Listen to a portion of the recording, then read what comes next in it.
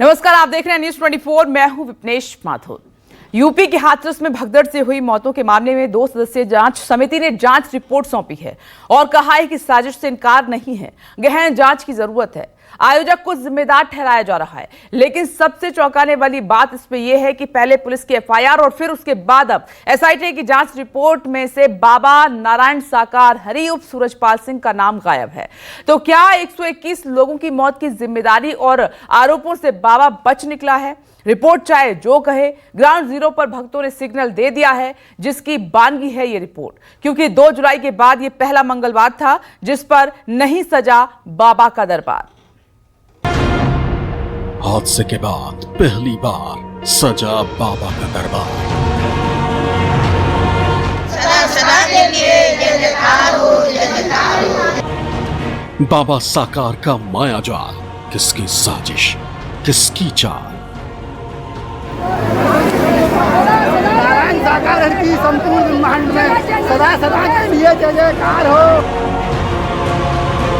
तिलिस्म क्यों नहीं टूटा, बाबा पाखंडी या भगोड़ा? हाथरस में हुए सत्संग में 121 लोगों की मौत हादसा थी या फिर साजिश, या फिर प्रशासन की नाकामी?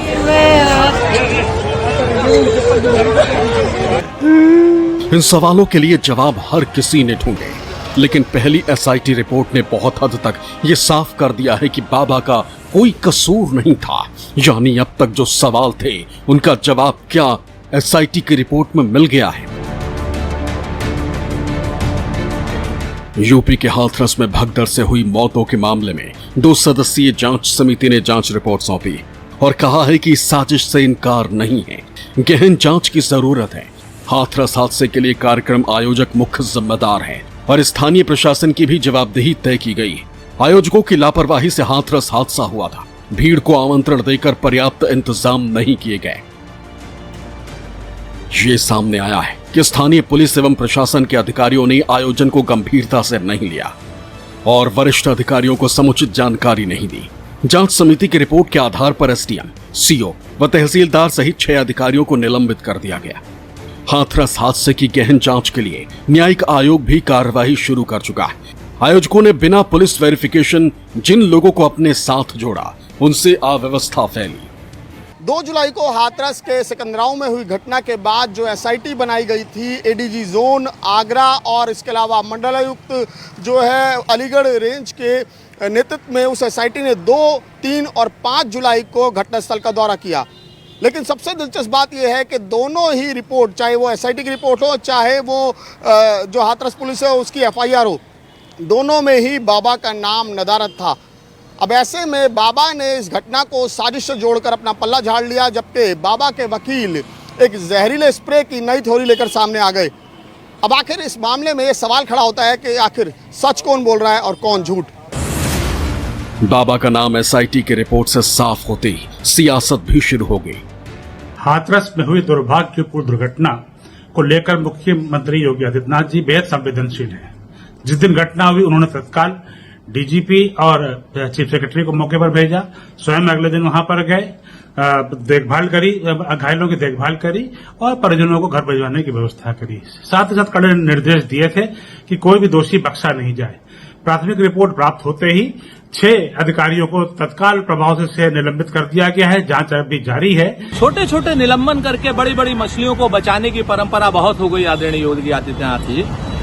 आपने जिस तरीके से 6 छोटे अधिकारियों को निलंबित करके अपनी गर्दन बचाई है, डिप्टी सीएम की गर्दन बचाई है, प्रमुख सचिव की गर्दन बचाई है, गृह सचिव की गर्दन बचाई है, ये सारी अब लीपापोती नहीं चलेगी। डीएमएसपी को कौन जिम्मेवार बनाएगा, कौन उनको तैनात करता है? जांच रिपोर्ट जो आई है, जांच रिपोर्ट के आधार पर कार्रवाई हुई है। अगर विपक्ष संतुष्ट नहीं है तो वो लिख के दे दे, जिससे जांच कराने को, जिससे संतुष्ट हो उसको लिख के दे दें, उससे जांच करा दिया जाए। सरकार एक कदम भी पीछे नहीं है, जांच के लिए हर तरह से तैयार है। जिस भी एजेंसी से वो जांच चाहते हैं उस एजेंसी से जांच करा दिया जाएगा। जो जांच रिपोर्ट आएगी, जो दोषी होगा उसके खिलाफ कार्रवाई होगी। गजब है, यूपी पुलिस हो या एसआईटी की जांच रिपोर्ट, जिस बाबा के सत्संग में मची भगदड़ में 121 लोग मारे गए, उसे पुलिस आरोपी भी नहीं मान रही। जैसे जैसे जांच आगे बढ़ रही, बाबा के साम्राज्य को लेकर खुलासे पर खुलासे हो रहे। लेकिन इसी बीच 2 जुलाई के बाद जब पहला मंगलवार आया तो भले ही जांच रिपोर्ट की आंच बाबा तक ना पहुंची, लेकिन बाबा के भक्तों की कटौती बता रही है कि ये पब्लिक है, ये सब जानती है। तो नहीं, जो बाबा के चमत्कारों को लेकर बातें थी, वो जो आंखों में पट्टी थी, वो उतर गई लोगों की? नहीं, ऐसा कुछ नहीं है। हम तो कभी चमत्कार जानते ही नहीं, ना चमत्कार पर भरोसा करते हैं। और चमत्कार की बात करते हैं तो आप ये देखें कि यहाँ कोई ऐसे मतलब जैसे वो नहीं करते हैं, डुगडुगी बजा के खेल करते हैं, उन्होंने पैसे बना दिए, मीठा बना दिया, ये बना दिया, वो बना दिया। अगर ये चमत्कार करने वाले हैं ना, फिर कटोरा लेके भीख क्यों मांगते हैं? इसलिए हम चमत्कार पर भरोसा नहीं करते। तो चमत्कार को नहीं मानते, लेकिन बाबा तो चमत्कार करने का दावा करते हैं। वो चमत्कारी जल, चमत्कारी चाय, कभी हाथ में सुदर्शन। भाई साहब, ऐसा है कि वो कभी शब्द को नहीं कहते, और कभी भी वो ये भी नहीं कहते मैं परमात्मा हूँ। वो तो परमात्मा की बात करते हैं। कासगंज आश्रम, नारायण साकार हरि के बारे में लगातार नई नई चर्चाएं सामने आ रही। ऐसा ही एक मामला उसके जन्म स्थान कासगंज के पटियाली क्षेत्र के बहादुर नगर से सामने आया। यहाँ भोले बाबा का एक आलिशान आश्रम है, जहाँ रोजाना सैकड़ों की संख्या में उनके अनुयायी आते हैं। लेकिन खास बात यह है कि आश्रम के बाहर 8 हैंडपंप लगाए गए। ये कोई आम हैंडपंप नहीं है। बाबा के अनुयायी ये दावा करते हैं कि ये वो हैंडपंप है जिसका पानी जो पी लेता है उसकी सारी बीमारियां खत्म हो जाती। न्यूज़ 24 की टीम भी बाबा के कासगंज वाले आश्रम पर पहुंची, ये जानने के लिए कि इन हैंडपंप्स का राज क्या है। 2 जुलाई की घटना के बाद आज पहला मंगलवार है, और पहले मंगलवार को इस वक्त कासगंज आश्रम के बाहर पूरी तरह से सन्नाटा पसरा है।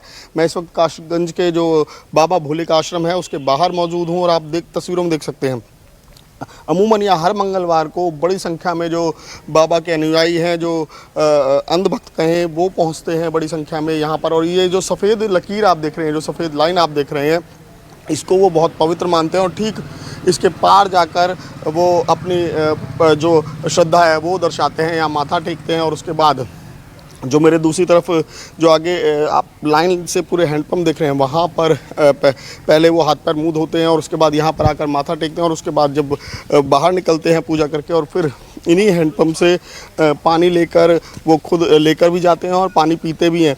तो इसको कहा जाता है कि चमत्कारी जल है, इससे तमाम जो बीमारियां हैं, बड़ी बड़ी बीमारियां हैं, वो ठीक होती हैं। इस तरह के दावे यहाँ पर किए जाते हैं। लेकिन आज जिस तरह की तस्वीरें यहाँ पर नज़र आ रही हैं, क्योंकि 2 जुलाई की घटना के बाद जो तमाम चीज़ें हमने देखी, उसके बाद यहाँ पर हर मंगलवार को जिस तरह की तस्वीरें दिखती हैं, आज वैसी तस्वीरें नहीं दिख रही हैं।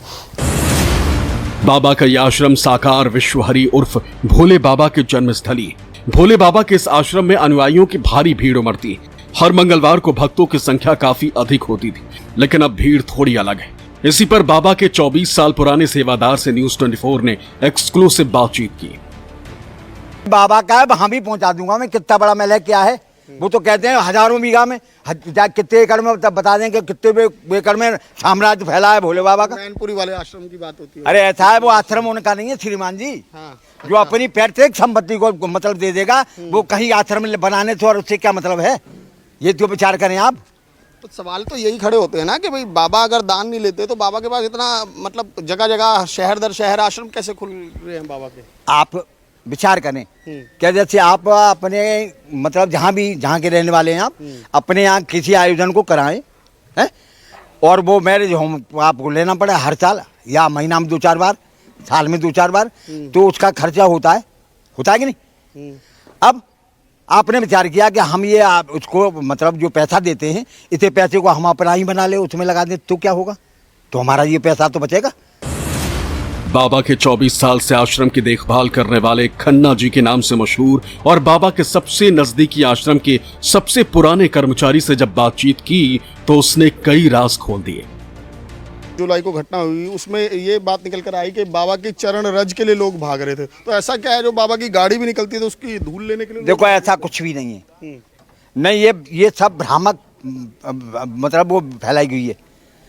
ये भ्रम में, संसार भ्रम में है?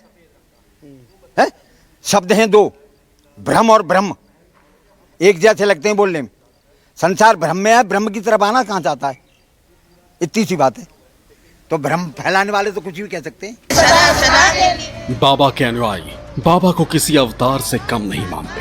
उनका मानना है कि बाबा के चमत्कार से कुछ भी हो सकता है। सिर्फ कासगंज ही नहीं बल्कि बाबा के बाकी आश्रमों पर भी उनके अनुयायी की भारी भीड़ उमड़ती है। माताश्री की संपूर्ण ब्रह्मांड में सदा सदा के लिए जय जयकार हो।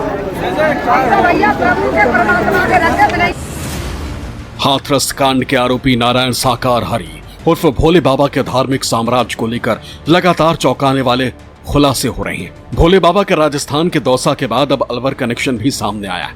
यहाँ पर करीब 15 साल पहले बाबा के आश्रम की स्थापना हुई थी और कहा जा रहा है कि अलवर के सहजपुर गांव में जिस जगह बाबा भोले के आश्रम की स्थापना की गई थी उसके एक हिस्से की जमीन पर बाबा ने कब्जा कर लिया था।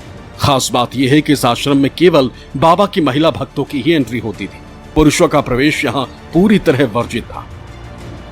साकार नारायण हरि उर्फ भोले बाबा का ये अलवर का आश्रम है जो कभी बाबा के आने पर यहाँ पर चहल पहल से पूरी तरह भरा रहता था, लेकिन इस गांव के लोगों को इस बात को लेकर शिकायत है कि उन्हें ही इस आश्रम में कभी आने नहीं दिया गया। तमाम कोशिशें की लेकिन सेवादारों ने हमेशा उन्हें रोक दिया गया है। गांव के कुछ लोग हैं, मैं उनसे पूछता हूँ, कभी आए थे आप? आने की खूब कोशिश करी, देखते हैं कि भाई भीतर क्या होता है, कभी आने नहीं दिया जाता था। फिर बाहर से चले जाते थे। तो कौन लोग आते थे यहाँ पर? इसके मतलब जो सेवादार हैं, जो मेन हेड थे वही आते थे। इनकी जो इनकी सेवा करने के लिए जो लड़कियां थी 18 से 20 साल की, वही लड़कियां अंदर एंट्री होती थी और रात को 8 बजे के आसपास मतलब वो लड़कियां आती थी और सुबह करीब 4 से 5 बजे जैसे बताते हैं गाँव वाले और भी कि भाई सुबह रात को आती थी 8 बजे और सुबह 4-5 बजे के आसपास जाती थी। वो महिला पुरुषों को यहाँ पर आना ही मना था, ऐसा कुछ था? नहीं, पुरुष तो आते थे, मतलब जो सेवादार थे मेन गांव के लोग नहीं, गांव के मतलब जो सेवादार थे 2-4-5 लोग, वो उनकी फिर भी एंट्री थी। बाकी की जैसे हमें जैसे सेवादार नहीं है तो उन लोगों को एंट्री नहीं थी। राजस्थान के गांव के लोगों के माने तो साल 2020 में कोरोना काल के दौरान नारायण साकार हरि यहाँ पर करीब 10 महीने तक रुके थे। कोरोना में लोगों के एक साथ जमा होने की पाबंदी के बावजूद भी उस दौरान यहाँ पर नियमित कार्यक्रमों का भी आयोजन होता रहा। 15 साल से इस आश्रम की गतिविधियां चल रही हैं, लेकिन कोरोना काल के साल 2019-20 के 10 महीनों को छोड़ दिया जाए तो उससे पहले बाबा यदा कदा ही यहाँ पर आते थे। लेकिन उनके सेवादार बाबा के नाम पर हमेशा यहाँ महिलाओं को बुलाकर भक्ति कार्यक्रम का आयोजन करते रहे। पूरा तरह ये पेड़ पौधे लगाने के लिए हरा था, उस जगह पे अपने भक्तों को बैठाते थे और वहां पर अभी भी पोस्टर लगे हुए हैं। पोस्टर यानी कि बाबा जब यहाँ आते थे या जब उनका सबसे ज्यादा वर्चस्व कहा जा सकता था कि उस वक्त यहाँ की सजावट वगैरह कैसे थी, इसका देख सकते हैं आप यहाँ पर कि नारायण साकार हरि की संपूर्ण ब्रह्मांड में इस तरह के शब्द लिखे जाते थे यहाँ पर। और उनके जो सोच कर देखे साथ क्या जाएगा, इस तरह की ज्ञान की तमाम बातें आपको मिलती थी। और एक बार फिर से मैं आश्रम आपको इस तरफ से दिखाता हूँ। ये आश्रम का मेरे पीछे आश्रम है, जहाँ पर की बड़ी बात यह है कि न्यूज़ 24 की टीम जब यहाँ आई तभी गांव के ज़्यादातर लोगों ने इस आश्रम को भी देखा। उसके अलावा ये आश्रम हमेशा बंद रहा करता था, किसी को आने जाने की, किसी को यहाँ पर भटकने की भी इजाज़त नहीं थी। उन्हें धक्का देके यहाँ से इसके आसपास से ही बाहर भगा दिया जाता था। 2010 के करीब इस आश्रम का बनने का काम चालू हो गया। करीब 1.5 बीघा जमीन में बाबा का आलीशान आश्रम बना हुआ है, जिसमें सोफा, बेड, एसी आदि लगे हुए हैं। दर्शन के लिए एक हॉल बना हुआ है। न्यूज़ 24 ने अपने कैमरे पर एक्सक्लूसिव आश्रम में बाबा उनके साथ सत्संग में नजर आने वाली माता जी के कमरे को दिखाने की कोशिश की। साथ ही बाबा का किचन और बाबा का बेडरूम यहाँ पर देखा जा सकता है। बाबा अपने भक्तों को यहाँ लगे झूले या राजाओं की तरह सिंहासन पर बिठाकर दर्शन देता था।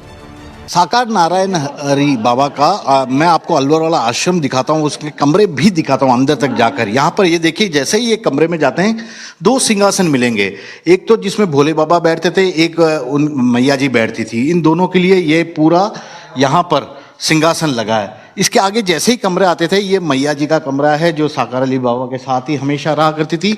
यहाँ पर जो आते थे उन लोगों को बैठाया जाता था। डाइनिंग टेबल भी उनका यहाँ है और तमाम चीज़ें यहाँ है। एक कमरा है, एक और मैं आपको खोल के अंदर दिखाता हूँ। ये किचन है, क्योंकि जब 4-5 बार आज तक वे आ चुके हैं। कोरोना काल में 10 महीने रुके हैं, तो इसी दौरान इसी किचन में उनके लिए भोजन बनाया जाता था। ये है भोले बाबा का निजी कक्ष और यहाँ तक पहुँचना किसी के लिए भी संभव नहीं था। ये उनका इस लकड़ी के इस चेयर पे वे बैठते थे, यहाँ पर उनका सोने का ये पूरा था। ये पूरा उनका कमरा है, क्योंकि ये पूरा वो जगह है जहाँ पर प्रवचन होता था और यहाँ पर झूला लगाया जाता था। तो झूला ये देखिए यहाँ पर बाबा जी का पूरा दरबार सजाया जाता था और उस दरबार में यहाँ पे जो सामने का इलाका है, इस सामने के इलाके में भक्त बैठते थे। तो बाबा जी का ये पूरा अलवर का आश्रम है। आश्रम की जमीन को लेकर चौंकाने वाली बात ये सामने आई है कि एक शख्स देवीराम ने तो यहाँ तक कहा कि मैं कभी खुद बाबा का भक्त था। उससे धर्म के प्रचार के नाम पर बार बार कहा तो उसने उसे वक्त करीब 18 से 20 लाख रुपए मूल्य की अपनी इस जमीन को केवल 7 लाख रुपए में बाबा के ट्रस्ट के नाम बेच दी। अलवर में जिस गांव में भोले बाबा का आश्रम बना हुआ, वह जमीन पहले एक किसान की थी। देवीराम जी किसान मेरे साथ हैं। ये जमीन इनकी थी, 1.5 बीघा की जमीन थी। और ये सेवादार भी बता रहे हैं कि जमीन देवाराम से बाबा ने खरीदी थी करीब 2008-9 से पहले। ये क्या, आप पहले तो अपना नाम बता दो। देवीराम है मेरे। देवीराम जी, कैसे पता लगा कि बाबा को ये जमीन चाहिए? कौन आया था मांगने? ये कमेटी बनाई इन्होंने, कमेटी के सदस्य आए, कमेटी आए। पहले इन्होंने यानी हर बिनती जो में सत्संग में जुड़े उनसे 100 रुपया उगाए, 100 रुपया उगा के फिर बाद में 200 रुपया करे, 200 रुपया करके नहीं। और फिर उनके यहाँ बाबा आएंगे, फिर उनको फिर बात चाहिए, इनके भाई खरीद लो। या जब गांव के कुछ लोगों से बातचीत की तो यहाँ के लोग भी दो तरह की बातें करते हैं। एक वर्ग लोगों का था जो बाबा के प्रति गहरी आस्था रखता है। उनका कहना है कि बाबा खुद कहते थे कि यहाँ पर भीड़ के रूप में मत आया करो, मेरे प्रवचन सुन लिया करो। जबकि दूसरे लोग ये कहते हैं कि बाबा अपने आश्रम में महिलाओं के अलावा किसी को घुसने नहीं देता था। उसके कुछ खास पुरुष सेवादार ही अंदर जा सकते थे। देखा भोले बाबा को? मैंने सगराइन देखो। नहीं देखा? देखो मैंने। देखो? हाँ देखो। सत्संग वगैरह देखा? सत्संग में देखो, भजन मंगरी देखो। हाँ मैंने सगराइन देखो। झूठ नहीं बोलूंगी मैं, कब तक परमात्मा का वाम रहूं। परमात्मा ने कह दी कि मेरे पीछे का धैर्य, तुम क्यों भागे? जो बाकी लोग बोल रहे हैं कि लड़कियां वड़कियां जाती थी, ये जो जाति है ना, जाति की जाति हुआ हमारे नो कहते, हम तो हंसी करते, तुम्हारा तो भोले बाबा है। तो भाई हमारी जाति को भोले बाबा तो है ही है, ये चढ़ाते हमारे। हमारे यहाँ तो कुछ भी हुआ नहीं, खूब विशाल हुए, खूब तगड़े तगड़े हाथरस से भी तगड़े तगड़े विशाल हुए हमारे यहाँ। हमारे यहाँ ऐसा कोई हादसा नहीं हुआ। खूब पब्लिक आती है, खूब सेवा करते हैं, कोई ऐसी कोई बात नहीं है। अब ये जनता है जो कह रही है कि भाई लड़की आती है वो आती है, ऐसा कुछ नहीं है। पाखंडी बाबा का माया जाल कितना बड़ा है ये तो पूरी दुनिया के सामने खुलकर सामने आ चुका है। लेकिन सवाल ये उठता है कि क्या आस्था के चक्कर में फर्जी बाबाओं की अंधभक्ति करना जायज है? हालांकि पुलिस जांच कर रही है। ऐसे में देखना दिलचस्प होगा कि आगे पाखंडी बाबा के और कितने राज फास होते हैं।